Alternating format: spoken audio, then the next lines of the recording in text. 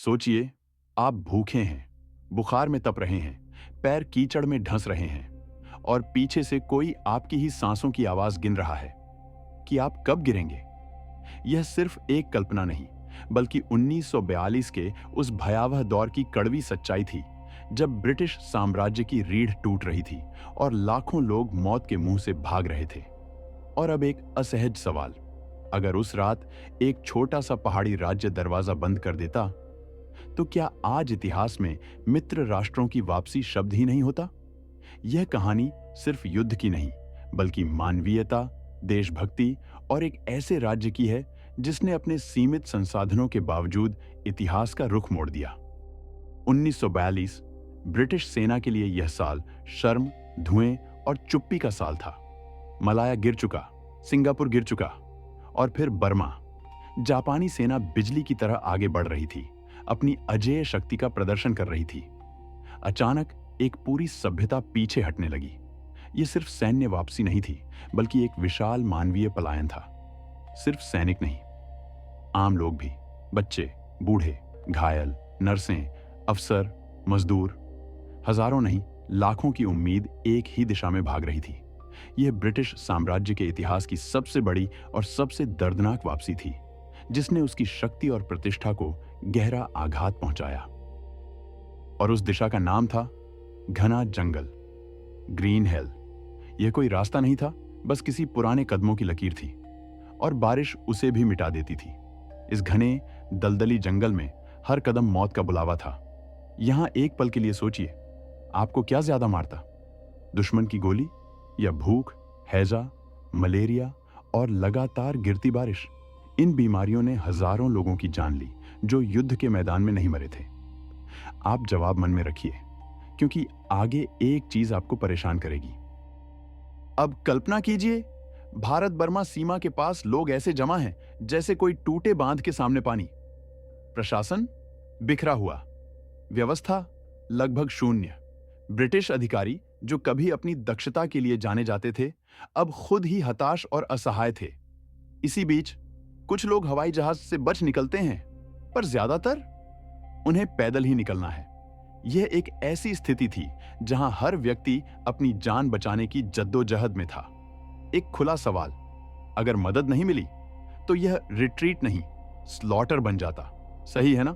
यह लाखों लोगों का सामूहिक नरसंहार बन सकता था अगर किसी ने हस्तक्षेप न किया होता। और अब कहानी में पहली बार एक पैटर्न इंटरप्ट। आप सोच रहे होंगे, इतने बड़े युद्ध में एक छोटे क्षेत्र का क्या फर्क? लेकिन यही जगह पर इतिहास अक्सर झूठ बोल देता है, क्योंकि वह छोटे को कभी बड़ा मानता ही नहीं। इतिहास की किताबों में अक्सर बड़े युद्धों और साम्राज्यों की कहानियां दर्ज होती हैं, लेकिन छोटे राज्यों और समुदायों के योगदान को अक्सर अनदेखा कर दिया जाता है। यह वह समय था जब एक छोटे से राज्य ने अपनी मानवीयता और साहस से इतिहास को एक नया मोड़ दिया।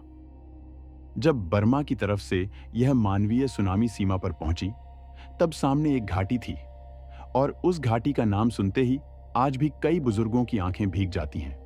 इम्फाल। लेकिन इम्फाल सिर्फ शहर नहीं था, यह अंतिम शरण था, एक उम्मीद की किरण। यह वह जगह थी जहां लाखों थके हारे, बीमार और भूखे लोगों को थोड़ी राहत मिल सकती थी।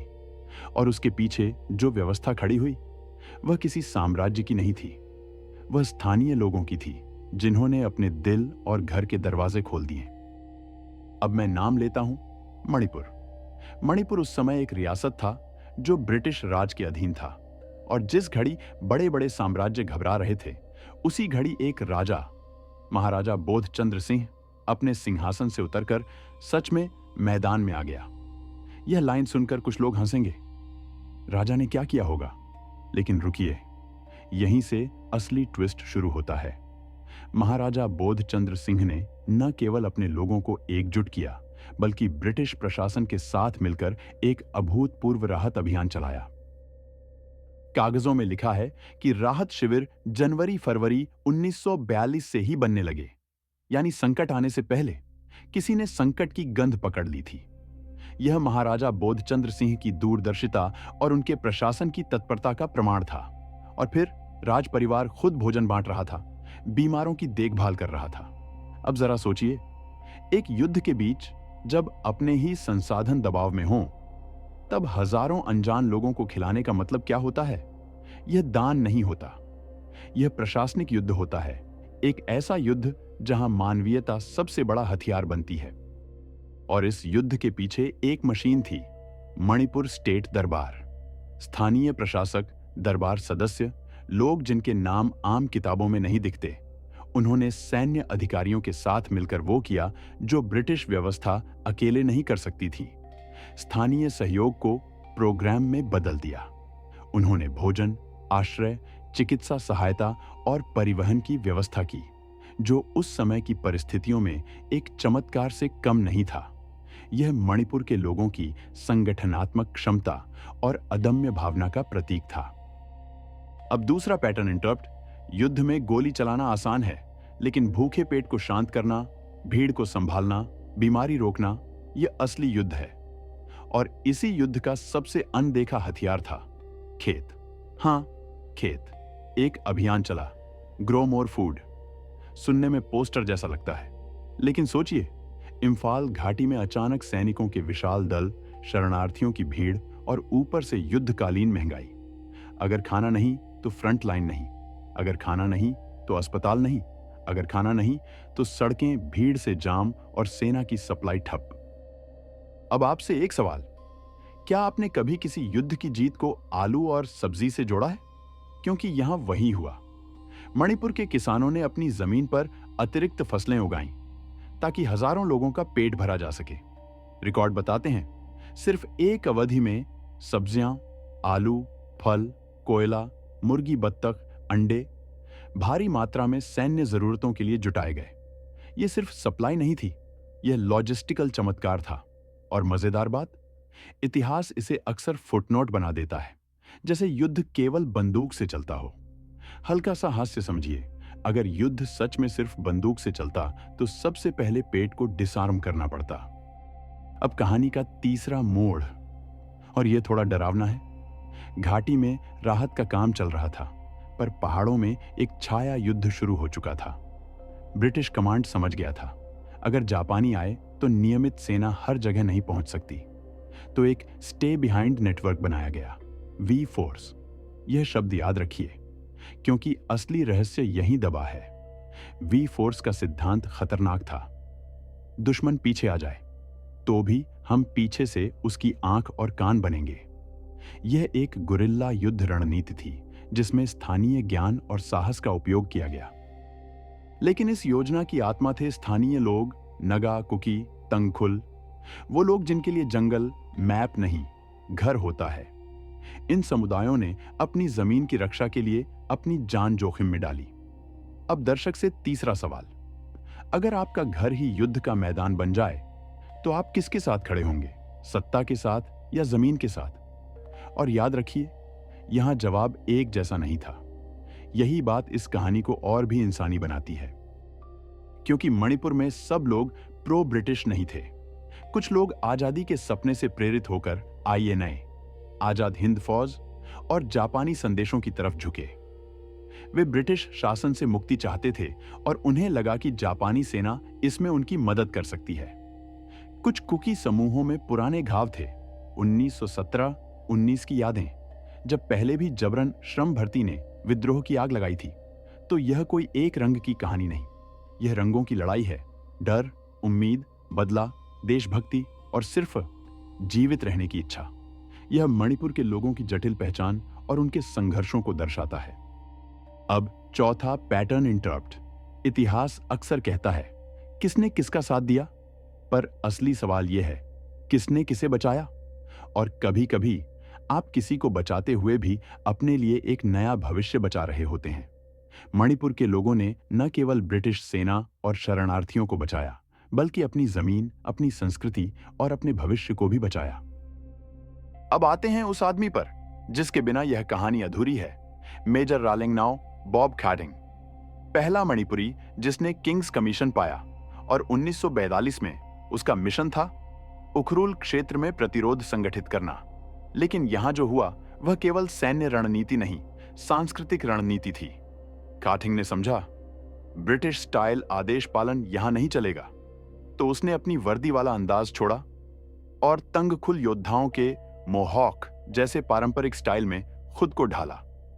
सोचिए, एक अधिकारी जो जीतने के लिए कपड़े बदल रहा है ताकि लोग उसकी बात माने नहीं, उसके साथ चलें।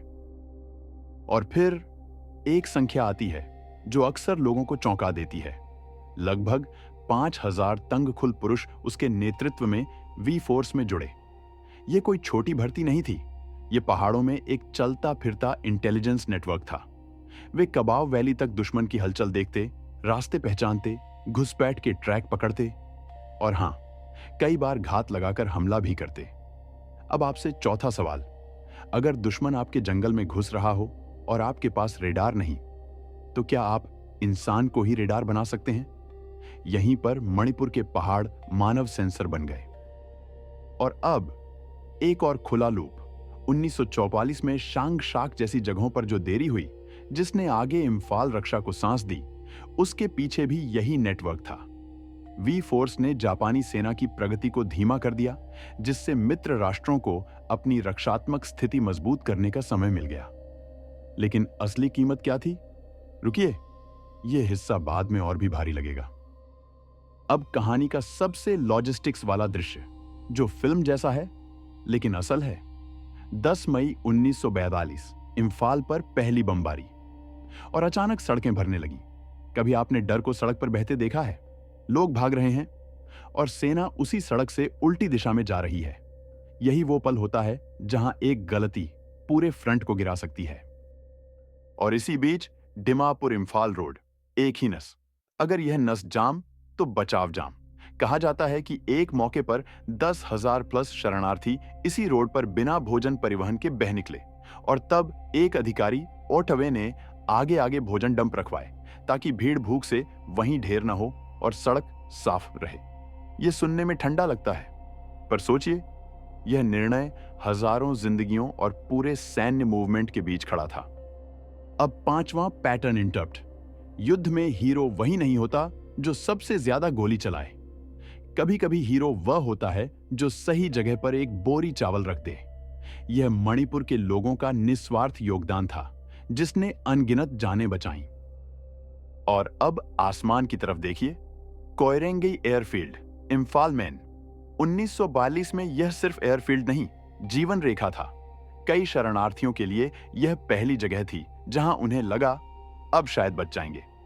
फिर यही एयरफील्ड 1940 में सप्लाई और फाइटर ऑपरेशंस का अहम केंद्र बन गया और इसे अपग्रेड करने में हजारों स्थानीय मजदूर लगे। यानी युद्ध ने सिर्फ तबाही नहीं, स्थानीय अर्थव्यवस्था में एक अजीब सा बदलाव भी किया।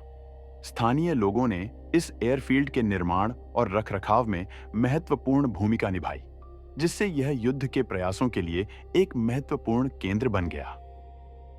अब एक डरावनी बात, और यहां थोड़ा डिस्टर्बिंग होना तय है। इतने लोग, इतनी बारिश, इतना कीचड़ और ऊपर से रोग, मलेरिया, पेचिश, हैजा। डॉक्टरों की डायरियों में एंडलेस कैजुअल्टीज और सुन्न कर देने वाली थकान जैसे वाक्य मिलते हैं। और जब ब्रिटिश मेडिकल सिस्टम टूटने लगता है, तब कौन संभालता है? यहीं आते हैं मणिपुर के वो लोग जिन्हें इतिहास सबसे कम स्क्रीन टाइम देता है। महिलाएं, इमा केइथेल की परंपरा, नुपी लान की स्मृति और मेरा पैबी जैसी सामाजिक रीढ़। जब पुरुष पोर्टर बने, वी फोर्स गए, रोड वर्क में लगे, तब घाटी में बाजार, भोजन, देखभाल, शरणार्थी कैंप की रोजमर्रा अक्सर महिलाओं के कंधों पर रहा। उन्होंने न केवल अपने परिवारों को संभाला, बल्कि समुदाय के लिए भी एक मजबूत सहारा बनी। और हां, यह कोई भावुक लाइन नहीं। युद्ध में खाना पकाना, नर्सिंग करना, साफ सफाई संभालना, यह जीवित रहने की तकनीक है और मणिपुर की महिलाओं ने इसे बखूबी निभाया। अब आपसे आखिरी सवाल, और मैं चाहता हूं आप कमेंट में इसका जवाब दें। अगर आज आपके शहर में अचानक हजारों शरणार्थी आ जाएं और सिस्टम फेल हो जाए, तो क्या लोकल लोग वही करेंगे जो मणिपुर ने किया? यह सवाल हमें अपनी मानवीयता और सामुदायिक भावना पर विचार करने के लिए मजबूर करता है, क्योंकि अब हम उस सबसे कठिन हिस्से पर पहुंच रहे हैं, जटिल वफादारियां। कुछ लोग आईएनए की ओर थे, कुछ लोग ब्रिटिशों के साथ इसलिए थे क्योंकि जापानी आक्रमण तुरंत का खतरा था। कुछ लोग पुराने हिसाब चुकाना चाहते थे। और इसी कंफ्यूजन में राहत व्यवस्था का चलना, खुफिया नेटवर्क का काम करना और सप्लाई का बहता रहना, यह लगभग असंभव होना चाहिए था, पर हुआ। यही इस कहानी का चमत्कार है और यही वजह है कि मणिपुर पैसिव वे पॉइंट नहीं, एक्टिव प्रोटैगनिस्ट था। मणिपुर ने अपनी देशभक्ति और मानवीयता से इतिहास में एक अमिट छाप छोड़ी। अब अंतिम 10%, और अब मैं आपको वही बताता हूं जो इस पूरी कहानी का सार है। पर अभी भी इसे समापन की तरह मत लीजिए, क्योंकि यह एक सवाल छोड़कर जाएगा।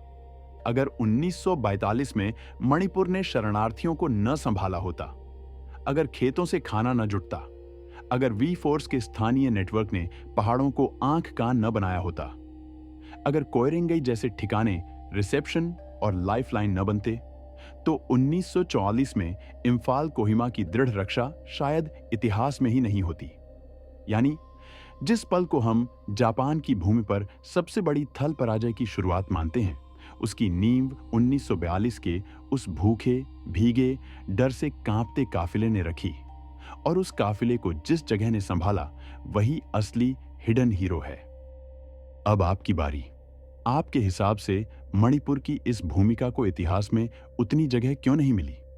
क्या वजह राजनीति है, भूगोल है, या सिर्फ हमारी याददाश्त की कमजोरी? और अगर आप मणिपुर से हैं, क्या आपके घर में कोई दादी दादा ने इस दौर की कहानी सुनाई है? यह कहानी हमें यह सिखाती है कि इतिहास केवल बड़े युद्धों और साम्राज्यों का नहीं होता, बल्कि उन छोटे छोटे समुदायों और व्यक्तियों का भी होता है जिन्होंने अपनी मानवीयता और साहस से बड़े बदलाव लाए। अगर इस वीडियो ने आपके दिमाग में एक असहज लेकिन जरूरी सवाल छोड़ दिया हो, तो उसे कमेंट में लिखिए, क्योंकि कई बार इतिहास किताबों से नहीं, लोगों की यादों से वापस आता है। और अगर आप चाहते हैं कि हम ऐसी ही छिपी हुई सच्चाइयों को खोद कर निकालें, जहां एक पूरा राज्य एक पूरी सेना की सांस बन जाता है, तो इस चैनल के साथ बने रहिए, क्योंकि अगली बार हम उस एक घटना पर जाएंगे जहां एक छोटी देरी ने पूरे युद्ध का रुख बदल दिया। और आप यकीन मानिए, वहां कहानी और भी हैरान करेगी। आइए मिलकर अपने देश के अनसुने नायकों को याद करें और उनके बलिदान को सम्मान दें।